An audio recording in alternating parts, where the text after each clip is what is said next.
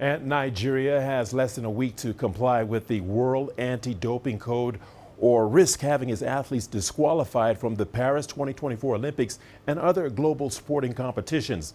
The World Anti-Doping Agency says the country's anti-doping organization will also not receive any funding unless the country complies. CGTN's Deji Badamosi has more. It's a race against time for Nigeria's sporting authorities. It's actually not the first time the country is dealing with such a threat from the World Anti-Doping Agency. So it's a surprise that Nigeria is back on this road again.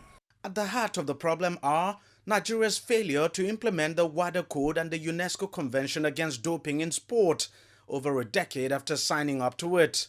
Failure to set up and run an independent national anti-doping organization and an anti-doping laboratory in the country. We are supposed to have a statutory, legislatively backed national anti-doping organization. What we have now is National Anti-Doping Committee, okay, which is in the interim acting as the Nigeria NADO. That is really not fully acceptable by WADA. For several years now, the Nigeria Anti-Doping Committee has been operating as an arm of the country's Ministry of Sport, something WADA wants to end before the December 8th deadline. So you cannot expect that such an institution to be directly under the purview of the ministry, okay? There's no way they will get enough fund or anything to do whatever they want to do. There's no way the ministry will not have control, but not just partial control, but full control on it, which is not acceptable by the World Anti-Doping Agency. Nigeria has had to grapple with high-profile doping cases in recent times, the most prominent being that of disgraced track star Blessing Okagbare, who is now serving a 10-year ban.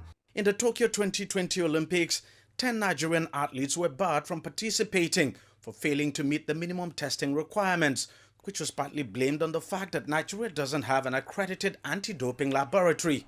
Should Nigeria miss the December 8th deadline by WADA, the consequences will be dire. If you don't get a house cleaned before that deadline, sadly, the emerging talents which we have the good timings which they've clocked over the years will come to nothing when it's time for them to compete at the biggest sports showpiece next year in Paris. We will not be able to take part in major games like All African Games, Commonwealth Games, Olympic Games. And Nigeria, which means Nigeria flag will not fly in all those competitions. Anybody holding any post international in any international federation or IOC or whatever will be pulled out of that because we are not complying with the World Anti-Doping Code. You know what that means. For now, the country's preparation for next year's Olympics continues. Qualifiers for various sports are still on. Most of the athletes are oblivious of the WADA threat, and officials of the Nigeria Anti-Doping Committee say they are working round the clock to ensure the country meets the deadline. I believe we will be able to meet it. And I know the National Anti-Doping Committee, which is the interim NADO for Nigeria, is working very hard. And also, they are working in collaboration with the ministry and the Nigeria Olympic Committee to make sure that we meet the deadline. And I pray we'll meet it.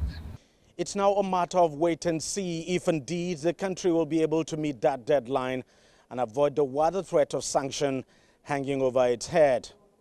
Deji Bademasi, CGTN, Lagos, Nigeria.